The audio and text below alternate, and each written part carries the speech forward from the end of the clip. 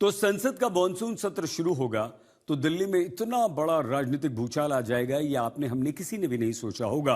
Monsoon सत्र के पहले दिन कॉकरोच जनता पार्टी के जंतर मंतर से संसद चलो मार्च पर हंगामा, पुलिस से भिड़ंत और अगले दिन प्रधानमंत्री घर के पास कांग्रेस का हाई वोल्टेज हंगामा और धरना प्रदर्शन। पुलिस का राहुल गांधी को धरने से उठाना, प्रियंका गांधी समेत कांग्रेस के बड़े बड़े नेताओं और अखिलेश यादव समेत विपक्ष के दिग्गजों को हिरासत में ले लेना। दिल्ली से लेकर पूरे देश में इसी पर पूरे दिन भर आज चर्चा होती रही। नीट पेपर लीक पर शिक्षा मंत्री धर्मेंद्र प्रधान के इस्तीफे की मांग से शुरू हुआ यह विरोध प्रदर्शन कैसे प्रधानमंत्री आवास यानी कि 7 लोक कल्याण मार्ग तक पहुंच गया। दिन भर की हर एक खबर, एक हलचल, आइए हम आपको दिखाते हैं।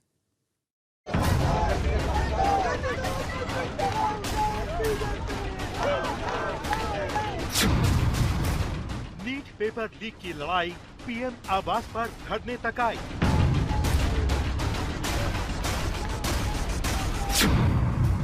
शिक्षा मंत्री के इस्तीफे पर विपक्ष अड़ा, सड़क पर एक तूफान खड़ा। कांग्रेस का हाई वोल्टेज हंगामा, पुलिस ने धरना प्रदर्शन से हटाया।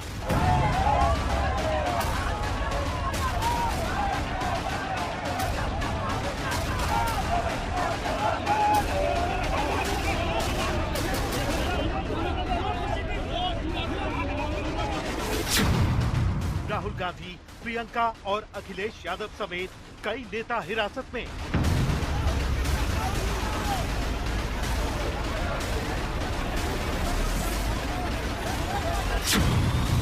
प्रधानमंत्री आवास के पास विपक्ष का हंगामा, पूरी रणनीति क्या है?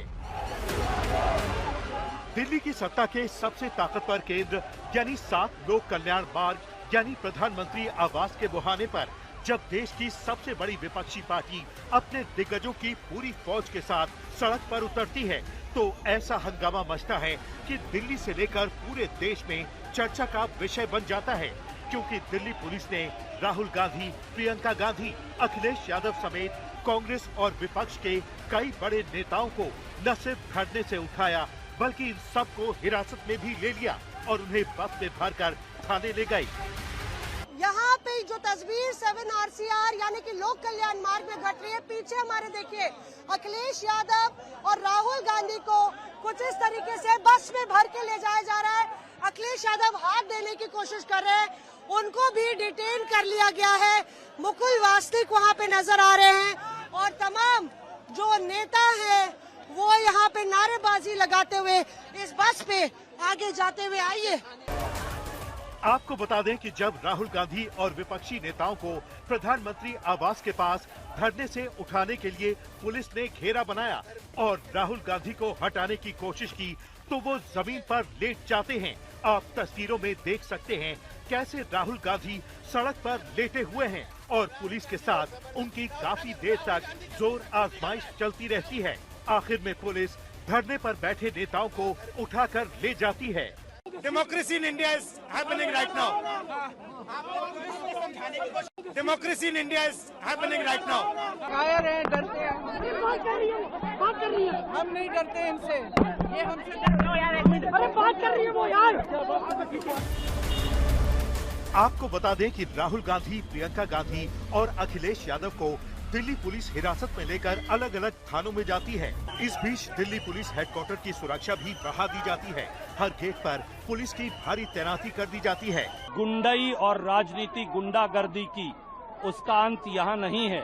ये एक नई क्रांति की शुरुआत है राहुल गांधी के नेतृत्व में।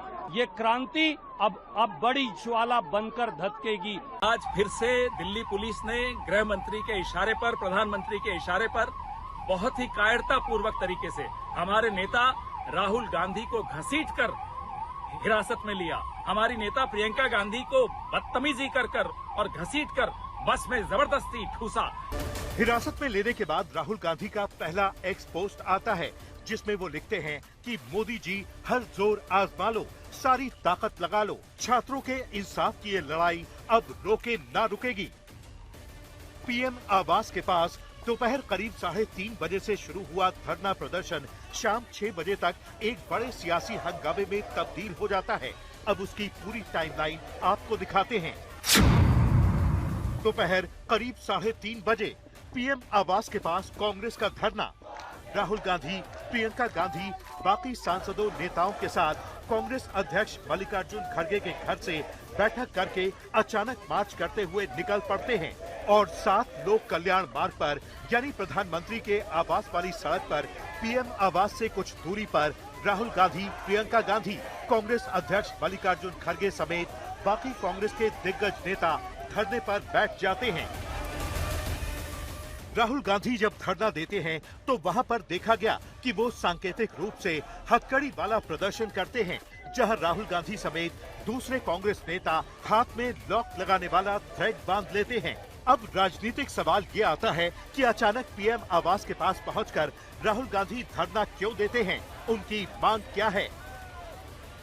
हमारे नेता प्रतिपक्ष लोकसभा में ने इस मांग की है, नेता प्रतिपक्ष राज्यसभा में ये मांग की है, गृहमंत्री आए दोनों सदनों में बयान दे, उस पर चर्चा हो।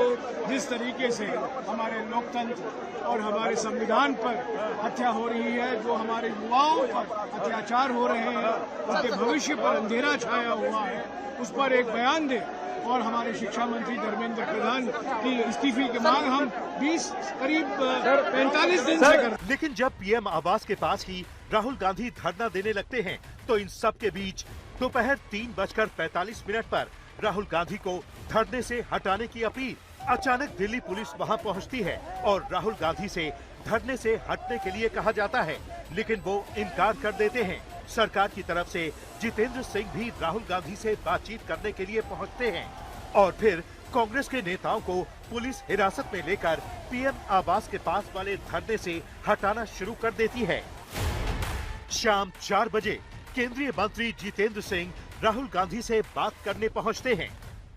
जी हां, केंद्रीय मंत्री जितेंद्र सिंह खुद राहुल गांधी से बात करने पहुंच जाते हैं, लेकिन कुछ ही देर बाद केंद्रीय मंत्री जितेंद्र सिंह को लौटना पड़ता है। वो कुछ बोलते नहीं हैं। पता ये चलता है कि राहुल गांधी ने धरने से हटने से मना कर दिया है। जब तक छात्रों को, युवाओं को न्याय नहीं मिल जाता, कांग्रेस पार्टी, हमारे नेता, हम लोग यहाँ से नहीं हिलने वाले। दिन हो या रात, नरेंद्र मोदी को बाहर आना पड़ेगा। पूरी कांग्रेस पार्टी जो जहाँ है यहाँ आए और धरने पर बैठ जाए। नहीं हिलेंगे जब तक न्याय नहीं मिलेगा। शाम 5:18 राहुल गांधी ने सोशल मीडिया पर पोस्ट किया। राहुल गांधी सोशल मीडिया पर पोस्ट करते हैं और लिखते हैं कि छात्रों पर हमला हर भारतीय परिवार पर हमला है। प्रधानमंत्री मोदी को लगता है कि वो बिना जवाब दिए, बिना किसी नतीजे का सामना किए बच निकलेंगे। नहीं कर पाएंगे, इस बार तो बिल्कुल नहीं। इसके बाद राहुल गांधी ने इस पोस्ट में अपील कर दी कि जो भी मानता है कि छात्रों को न्याय मिलना चाहिए, वो पीएम आवास के सामने धरने में शामिल हो। कांग्रेस के इस धरने में समाजवादी पार्टी के अध्यक्ष अखिलेश यादव भी शामिल हो जाते हैं। उनके साथ विपक्ष के कई और नेता भी इस धरना प्रदर्शन में जुड़ते हैं। आज तक ब्यूरो।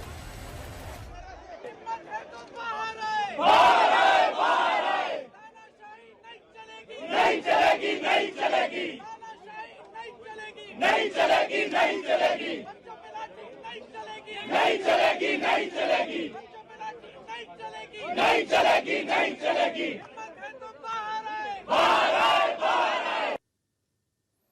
बड़ी बात यह है कि पीएम आवास के पास से धरना प्रदर्शन हटवाने के लिए और बातचीत करने के लिए केंद्रीय मंत्री जितेंद्र सिंह और गृह सचिव गोविंद मोहन राहुल गांधी से मिलने जाते हैं, फिर भी बात नहीं बनती। जितेंद्र सिंह ने बताया कि राहुल गांधी की मांग थी कि नीट पर संसद में चर्चा हो। राहुल गांधी की ये मांग मान ली गई थी, लेकिन राहुल गांधी अपनी बात से मुकर गए। उसके बाद राहुल गांधी बोले कि अब उनकी 2 मांगे हैं। पहली, नीट पर संसद में चर्चा हो और दूसरी, शिक्षा मंत्री धर्मेंद्र प्रधान का इस्तीफा हो।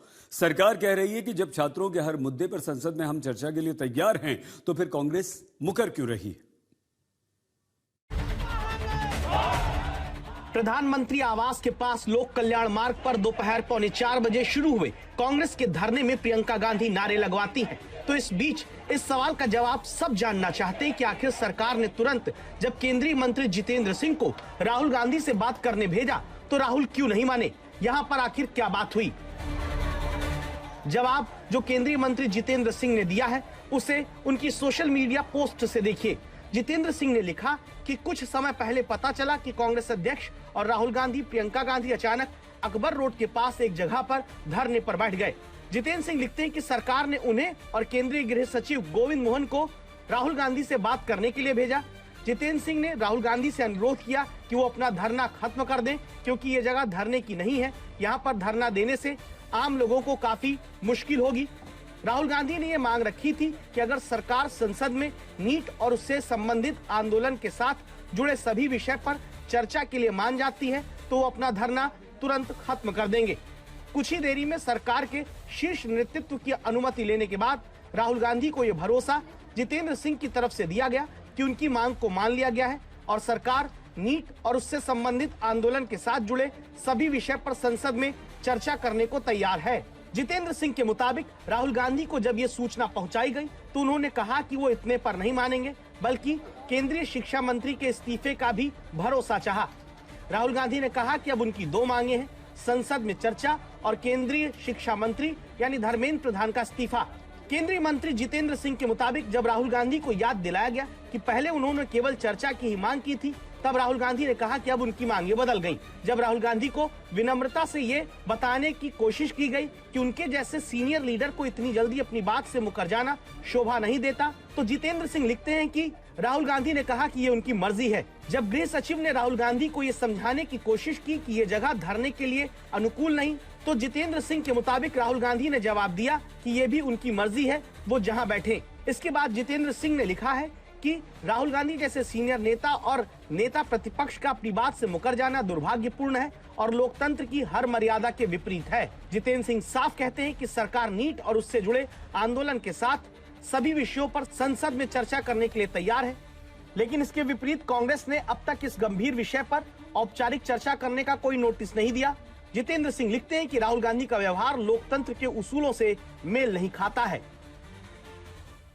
सरकार को कोई आपत्ति नहीं है, सरकार तैयार है संसद में चर्चा करने के लिए, नीट को लेकर के भी, उसके साथ संबंधित विषयों को लेकर के भी, जो आंदोलन है उसको लेकर के भी। हमने जब ये बात वहीं पर राहुल गांधी जी के आगे दोबारा रखी तो बोले कि साहब मुझे तो शिक्षा मंत्री का इस्तीफा भी चाहिए। तो हमने कहा साहब अभी कुछ ही क्षण पहले आपसे बार बार जब पूछा गया कि आपका क्या मुतालबा है, तो आपने ये कहा था कि अगर मुझे ये आश्वासन दिया जाए कि संसद में कांग्रेस पार्टी को भारत सरकार चर्चा करने देगी या करने के लिए तैयार है तो मैं तुरंत ये धरना समाप्त कर दूंगा। लेकिन अब आप अपनी बात से हट रहे हैं। तो बोले साहब ये तो मेरी मर्जी है, मेरी मांगें बदल चुकी हैं। अब ये मुद्दा इतना ज्वलंत इसलिए है क्योंकि देश के युवा हैं ये, और ये समझ रहे हैं कि हमारे फ्यूचर, हमारे भविष्य के लिए क्या है। हमारे माँ बाप लोन लेकर मुश्किल से हमें पढ़ाते हैं, हम लोग स्ट्रगल कर रहे हैं। वो ये कह रहे हैं ना, वो कह रहे हैं कि हम स्ट्रगल कर रहे हैं, हमारे लिए इतना मुश्किल है, इसको हल्के में कोई नहीं ले सकता। ये एक बहुत जेन्युइन प्रॉब्लम है। आज युवा बहुत ही दुखी है एक्चुअली। ये जो आप नाराजगी देख रहे हैं, ये एक्चुअली दुख है कि हमारे फ्यूचर, हमारे भविष्य के बारे में कौन सोच रहा है। ये सदन है किसका? ये उन्हीं युवाओं का है ना जिसको आप रोक रहे हैं बाहर, जिन पर आप लाठीचार्ज कर रहे हैं, जिन पर आप आंसू गैस चला रहे हैं। ये तो मतलब ये सदन ही उनका है। हम सब यहाँ हैं, किसने हमें यहाँ रखा है? उन्होंने ये रखा है। तो उनकी बात तो सुन ले, उनकी बात तो सुन। Prime minister Modi anti youth है। बिल्कुल एंटी यूथ है। देखिए एंटी यूथ है, एंटी गरीब है, एंटी किसान है, बच्चे हैं। सुन लीजिए इनकी बात, क्या होने जा रहा है। अगर इनकी बात शांति से सुन लें, आप मंत्री जी की जिम्मेदारी है, उनसे रिजाइन करवाइए, इस्तीफा दीजिए, जिम्मेदारी लीजिए, और सबसे जरूरी तो ये है कि सिस्टम को दुरुस्त करिए। आप इन विषयों पे जब भी डिस्कशन होता है आप मुंह की खाते हैं, लास्ट में आप जवाब सुन भी नहीं पाते हैं। मैं अभी भी बोलूंगा, ये नकारात्मक जो सोच है विपक्ष का, उसको छोड़ना चाहिए। आपने कर लिया ना जो 1-2 दिन है, लेकिन कल से सदन को चलने दिया जाए। सभी जो मुद्दे हैं उन पे बात करिए। कोई ऐसा विषय नहीं है जिस पे संसद में बहस न हो सके, लेकिन इन लोगों को एक आदत लग गई है कि संसद के विषय को सड़क पे ले जाएंगे। सरकार ने 3 घंटे के धरने में राहुल गांधी से 2 बार बातचीत की, लेकिन वो नहीं माने, तो पुलिस ने उन्हें धरना प्रदर्शन से उठाना शुरू कर दिया। कांग्रेस नेताओं और पुलिस के बीच आधे घंटे तक धक्का मुक्की होती रही। आखिर में 12 से ज्यादा पुलिसकर्मी उन्हें उठाकर ले गए। और आइए अब हम आपको सुनवाते हैं बीजेपी अध्यक्ष नितिन नवीन ने इस पूरे मुद्दे पर क्या कहा। आज जिस प्रकार से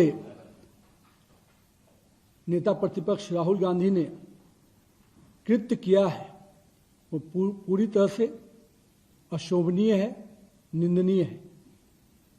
नेता प्रतिपक्ष जिस गरिमा का पद है उस पद को भी राहुल गांधी जी गंभीरता से नहीं लेते हैं। इस बात का आज पूरा उनके व्यवहार से दिखा। विरोध जब मर्यादा की हदों को पार कर जाती है तो अराजकता बन जाती है, और हम शुरू से कहते रहे हैं राहुल गांधी जी अराजकता के प्रतीक बनकर उभर रहे हैं। और जिस प्रकार का अराजकता फैलाने का प्रयास राहुल गांधी उनकी टीम ने किया है वह स्पष्ट संकेत देता है कि ये विरोध की राजनीति नहीं, ये अराजकतावादी राजनीति के चायक बनते जा रहे हैं।